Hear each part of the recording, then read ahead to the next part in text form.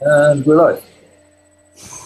So, Christmas edition, opening screen, back to normal.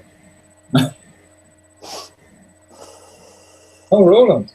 Hello. Oh, nice surprise. Hello. Yeah, all right. How are you guys? Good. Nice to see you here. Just went live. Yep. So you are now on YouTube. Oh no. Okay, so we have a number of thingies to talk about. We try to go in sequence, and yeah, let's just do the agenda ticket or dots, and then whatever else is needed to be discussed. First thing is maybe like official announcement, I guess. I don't know, Jonas, if you would like to, but we thought in the team that if you would like to become part of a GitHub team, we would like to invite you there.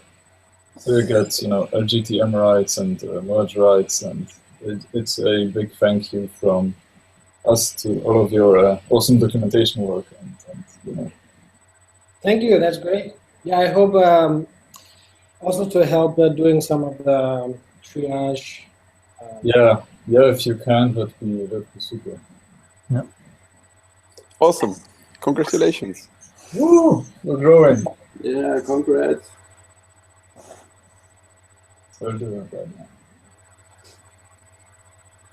Okay, I can't do it right now because I'm not owner. We'll do it later.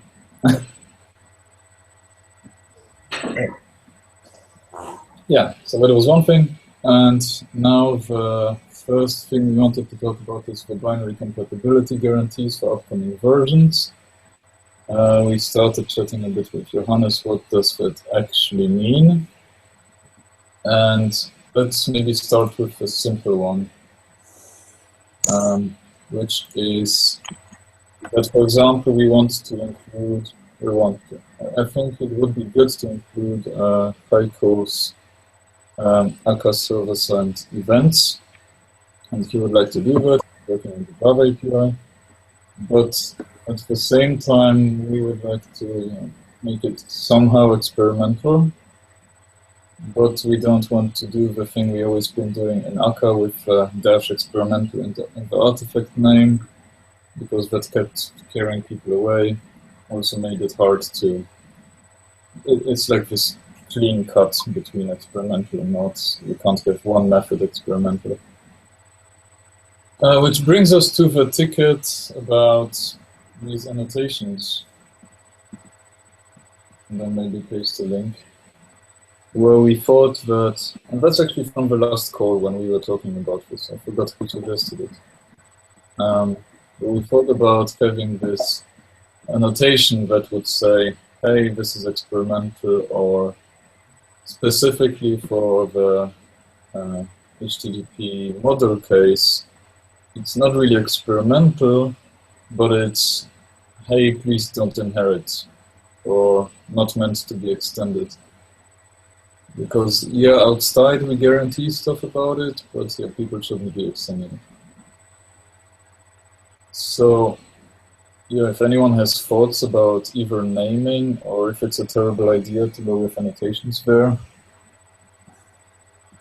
Yeah, so like Spark is using annotations, and right now I think they didn't actually remove or update the annotations. So back from 1.3, there's still stuff that's experimental. So I think that's kind of the danger.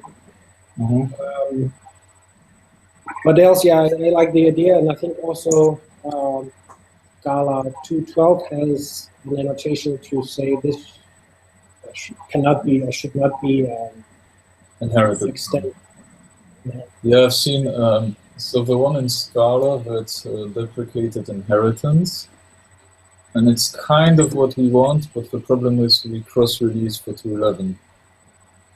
So we can't really have it in the source unless we somehow filter it out or something. Because in 2.11 it exists, but it's a Scala private. Is that okay? And maybe that would work actually, because Scala private is public in bytecode. Yeah, but then we can't compile onto 11. Yeah, exactly. Yeah. So sadly we can't use that annotation. So we need to invent our own, I guess. So you say they didn't remove them once we marked stuff experimental and then they forgot to remove them? Or? Well, I think like it has to come with some kind of, again, like we have this ticket to document compatibility, and there I guess should talk also about annotations. These annotations, the version number when it was introduced or something, just to keep track that things don't stay in experimental state. Yeah, forever. Yeah.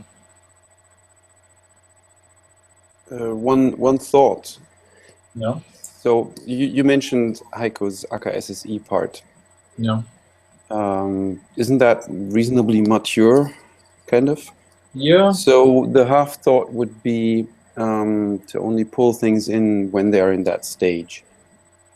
And the other, I mean, they can live outside for a while.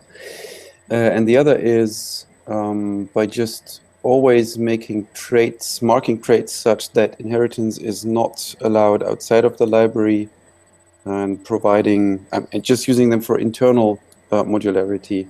Mm-hmm. I mean, it would be abusing the deprecation kind of, because it's not deprecated, it's just never intended to be inherited. Yeah. But you see what I'm getting at? And Yeah. then you could technically change things a bit afterwards, but things should be reasonably stable. Yeah, it's more about public APIs anyway. So I would hope people have used Heiko's library. Well, we are, for sure. You are? Okay. Is it stable? We don't know. It does what we think it should do. Okay. Yeah.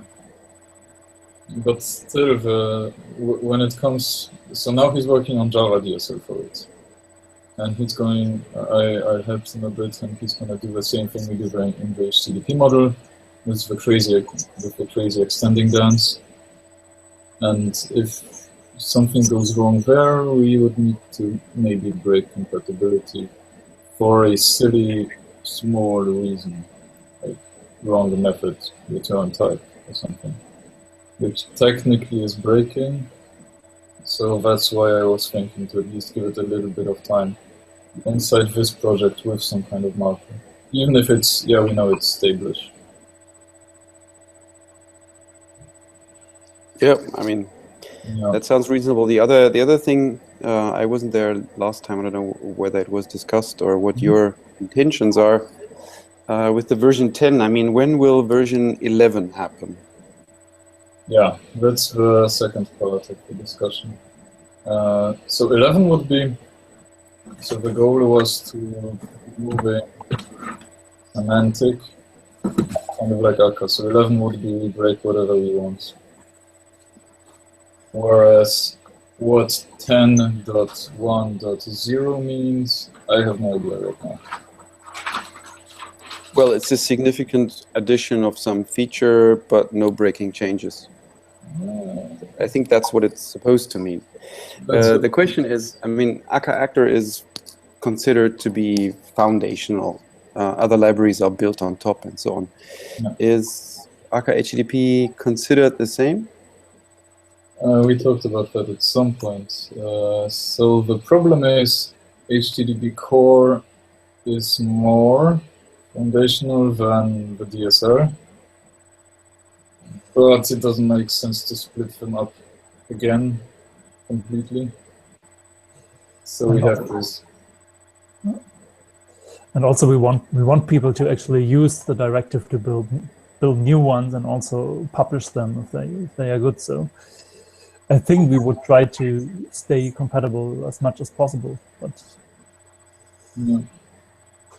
so we might want to postpone 11.0 for as long as possible, but we might do it at some time, but wouldn't want to break too much. So. Yeah, it's basically a choice. I mean, if you postpone it for long enough, then you cannot reasonably change ever, because it will be a huge change that has never been done before, and the ecosystem will crumble. I mean, I'm exaggerating, but on the other hand, if you do it like every half year, then everybody is just used to the dance. Yeah, this was an idea as well. I don't have. I would like to hear your, like, people here in the core thoughts, Jonas and Andre. Yeah, it's always a trade-off, I guess, this binary compatibility and the API evolution or the new features. It's hard to say. I always thought that maybe not be. My idea always was not be binary compatibility, but source compatibility. But then we don't solve the third-party dependency problem that way, I guess. So I'm not sure about that one. Have I understood correctly that 11.0 would be a breaking release? Okay. Yeah, 11 certainly. Okay. Now a certain idea that comes back to the thing about source compatibility that you said is that maybe 10.1 would be source compatible but not binary compatible. Okay. Just a random idea. I have no idea if it would make sense. That would be a bit surprising, I think. Think so? Yeah, it could be.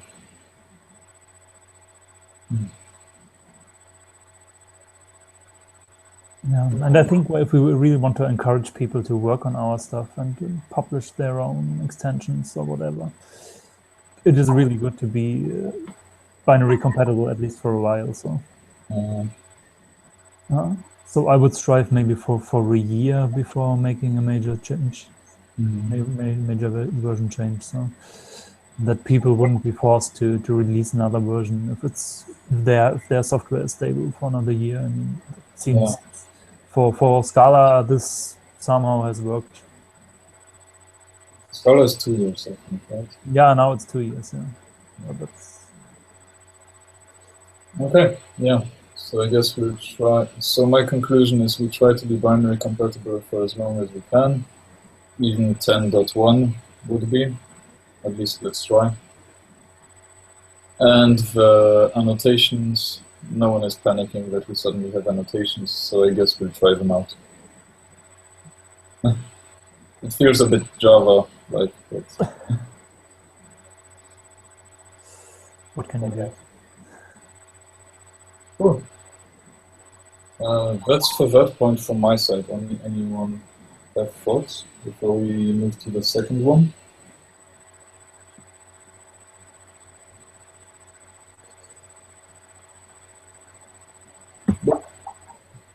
So the streaming marshalling support, that was proposed by Jan, who is sick today.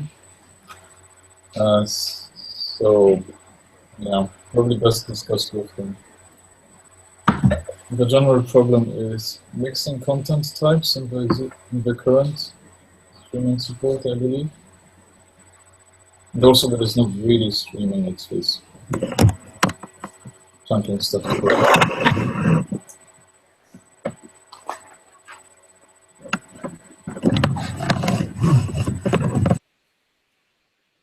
Yeah, better. So yeah, anyone have strong feelings and want to talk about the streaming marshalling support, status quo?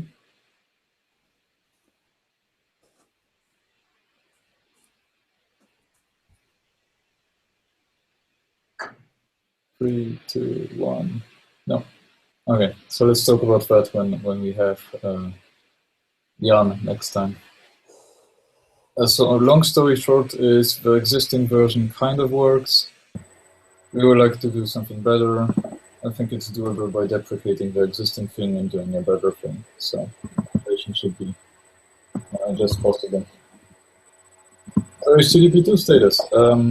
That's good news.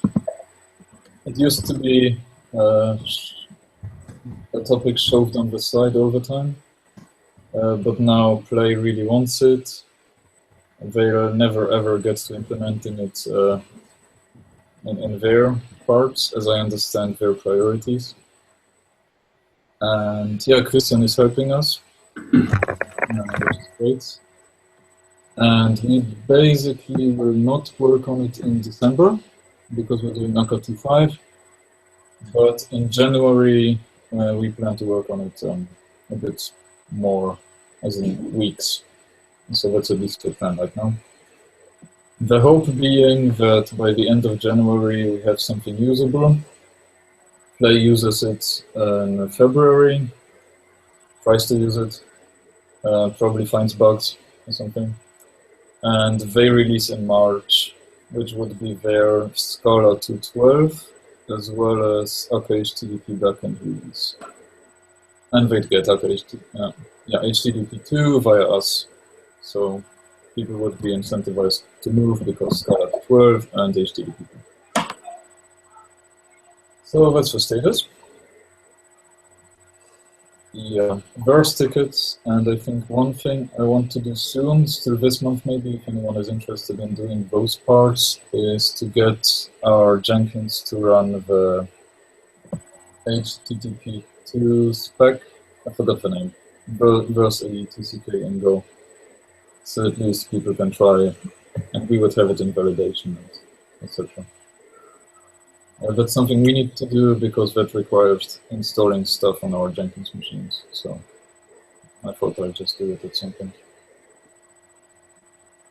And how? What's the stats currently for the HTTP 2 specs?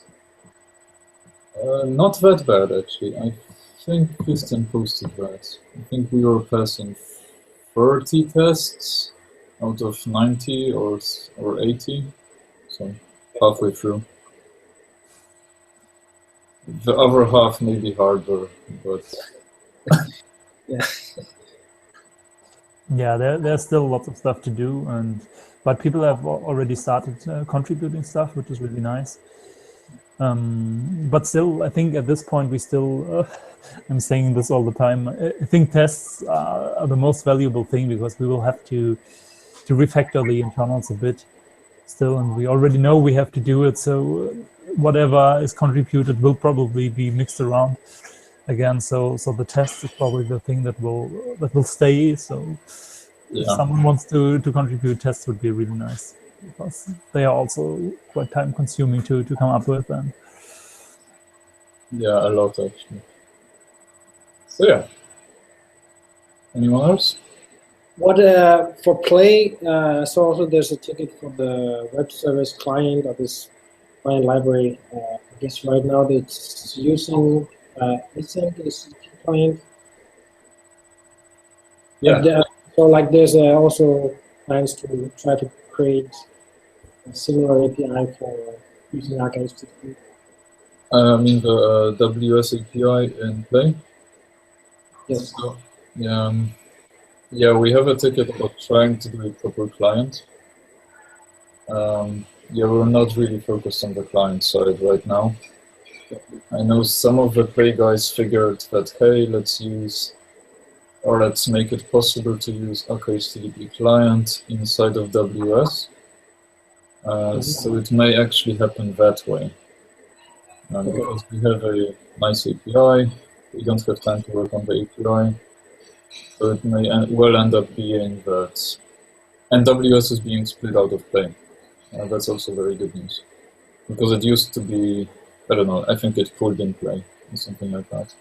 It's going to be a separate library finally. Will is working on that on the Play side. So we'll see. On the client side, no movement from us, at least right now. On the Play side, they're splitting out their clients, looking at using us, but I don't know if that will actually happen or not.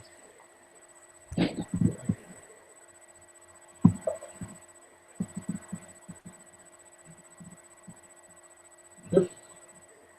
Okay. Oh yeah, then Jonas's point about documentation, the paradox tickets.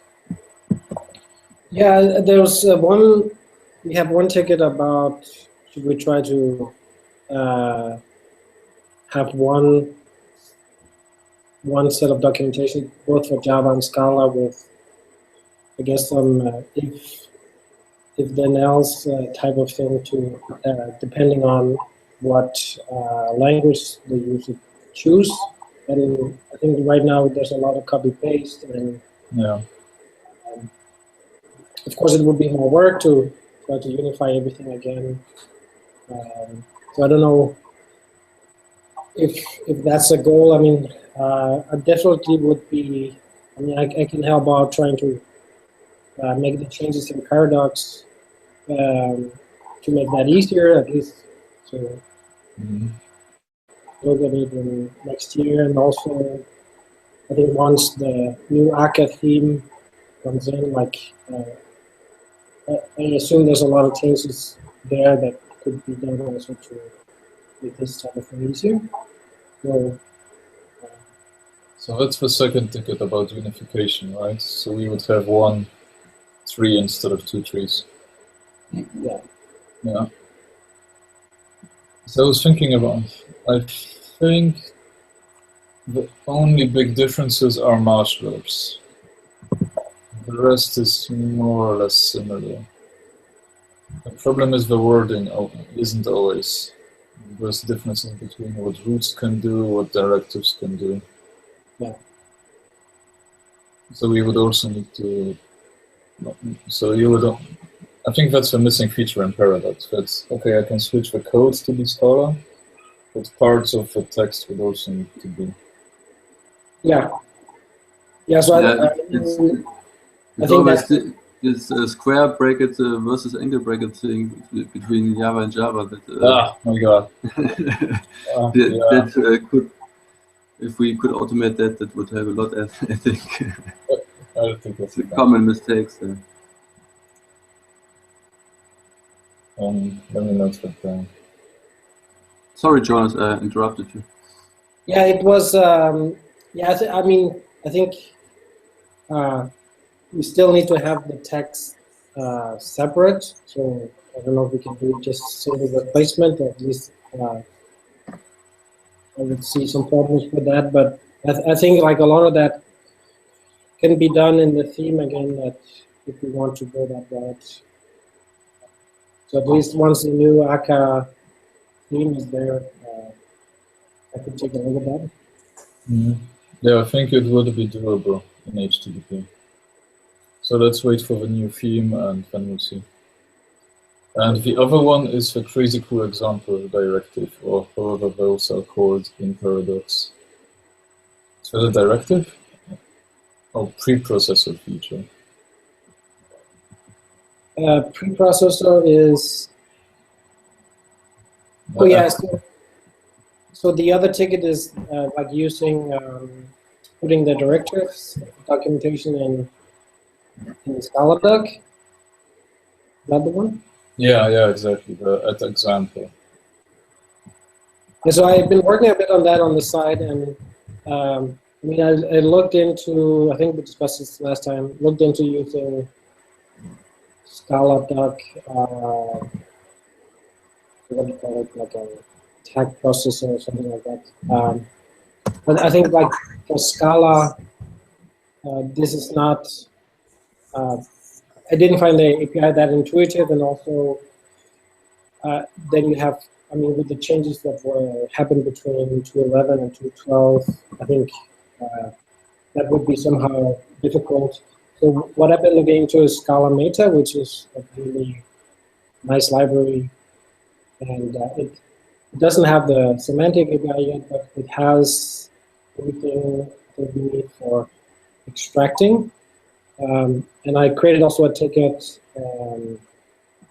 in Scala Meta to kind of get some pointers in terms of being able to make this so that this all the parsing of the Scala doc and so on can live in Scala Meta at some point. Yeah, and I mean, I just made the proof of concept. I think it already shows like we can kind of detect missing directives and that kind of thing. So I hope to. Yeah, I think it might not be ready until end of January, but Yeah. and one of the issues there also I would like comments on is like in today, like the Scala doc, I think it's more maybe to the point, whereas the directives docs are a bit more verbose and trying to help. Yeah. So I'm trying to, I mean, there's going to be, I think it's going to be a manual process to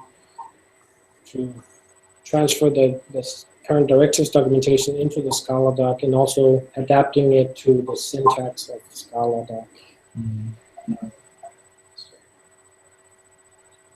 But yeah, I hope to maybe land some patches or PRs for that kind of gradually, and then at one point we can. Yeah, so I'm looking at the Scala meta issue. So Eugene seems to have marked it as hackathon. Okay. Which probably means he's not gonna do it. Can we extract comments at all? Yeah. Okay. But can they be passed with the structure from Scala doc, or won't you just get the whole comment content as a string? Yeah. Right now you can only get the content as a string. So I have to implement a parser. But I think in the future that would live in Scala meta.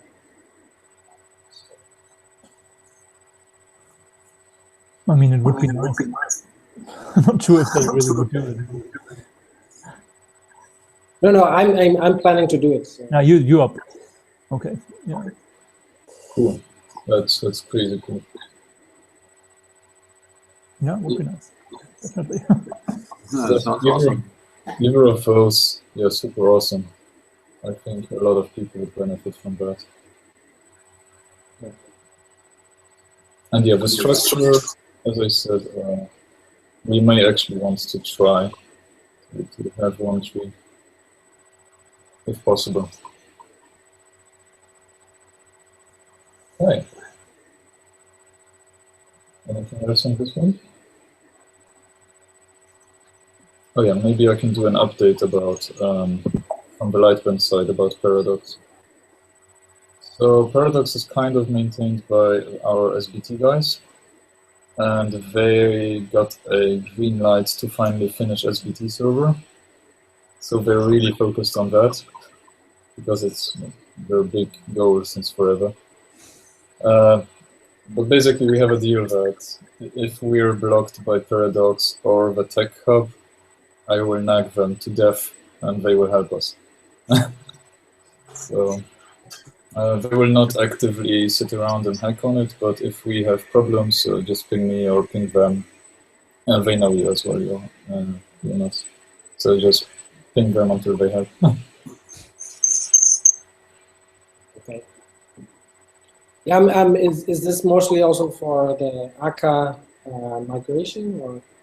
Yeah, because Akka HTTP doesn't have that. Yeah, it has weird stuff, but somehow all of the trouble we keep finding in the Akka docs. Like weird, not code snippets, but quotation styles and tables or like references that go crazy ways, and Paradox doesn't figure it out. We had some edge cases, but mostly for the move of Akka itself to Paradox. Yeah.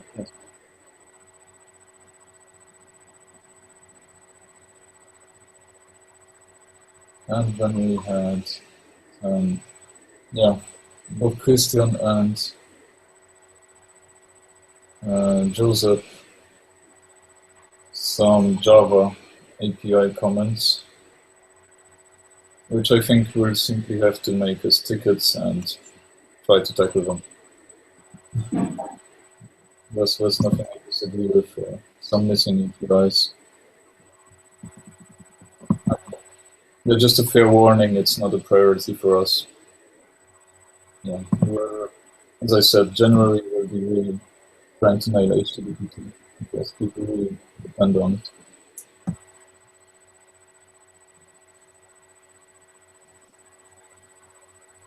That's all I had. If anyone has any questions or Christmas songs. Yeah, I saw this HTTP, sorry, was it cluster?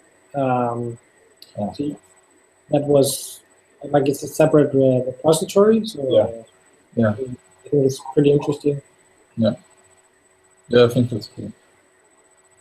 So for people who haven't seen that, it's Akka Cluster Management, new menu repository.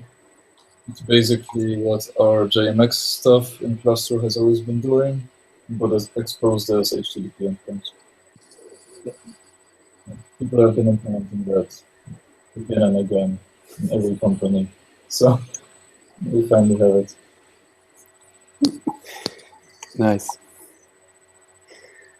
I have one question. What the kind of official stance is on API validation specification for REST-like services? Because there's, for example, Akka HTTP Swagger by CodeCentric, and there is Play Swagger by Zalando, and they are diametrically opposed in how they work. Yeah, so the Play one, Zalando wants to be Swagger first. Yeah. And they generate the code, and the code-centric one is the opposite. They slap annotations into the code. Right. And so since I now have some real-world experience, I must say that specifying the API first before you write the first line of code is actually a very good idea. Yeah. So I was going to ask, shouldn't there be like a Play Swagger follow-up that can generate Akka HTTP? So you write your documentation, your specification. You think it exists? I think it exists. Oh. I don't know if it's good, but I've seen it yesterday. Okay. Extremely quick Googling didn't show up with any good results. Apart from a presentation, I forgot by whom. Zalando. 1 second. So, and would that only generate the stubs or only the data types? The routes, and then you would fill in the implementation? Or? I think my dream would go as far as it generates the data types and the route structure and leaves in some blanks for you to fill, and it generates test procedures using Akka HTTP client. That would be cool, wouldn't it? It would be cool in some ways. Magic. One can dream. Yeah. Well, I mean, the company will finally focus on Lagom doing that. It would be the same route as Play does, I believe. So from Swagger to Lagom. Yeah. So James is finally being convinced that maybe that's a good idea. Oh, okay. So what was the argument that finally got him? Just everybody demanding it. Okay, brute force. Yeah, including some customers and wannabe customers. I see. So what was his counter argument? Well, that Lagom is ideal. Ah, I see. Technically, yes. In practice, I don't think so. Yeah. The point is the querying and the browsing of the descriptions. Yeah. So picturing a front-end team that has no clue whatsoever about Java or Scala or doesn't even want to know, I think using Swagger would be better. Yeah. Or, I mean, it's becoming the de facto standard, but yeah, I don't know. So I found the project. So the thing is, you need to keep reordering the words until you find it. So Swagger Akka HTTP. Okay. It exists. I've seen it yesterday. I have no idea if it's good. So if you're interested and you want to use that kind of thing and have feedback if it looks good, that would be super. Yeah, look at it as well. PJ Fanning, I've seen that name recently. Sounds like China.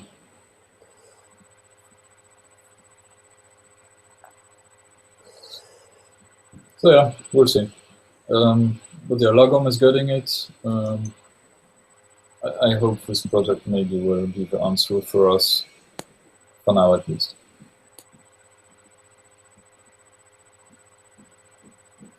What? No, but this has the annotations. This is the annotations one? Yeah. Yeah. This is not the right one. Oh, God damn it. Yeah, damn it. Okay, so my question has been answered. Yeah, so we don't have. And let's see what happens next year. Hire some interns. Make them do it. Yeah, I'm planning on doing that. We need a bit more money before we can do that, though. Cool. So yeah, that's all we got, I think. It was great meeting up with you all. And yeah, as always, we are on the chat, so feel free to shoot. Yeah, cool seeing you. Yeah. So thanks a lot, everyone. And I will get Jonas added to the organization via Patrick, who is the organization name. Yep. So once again, thanks and have a nice evening or day, depending on time zone. Yeah, bye guys. Yeah, bye-bye. Yeah.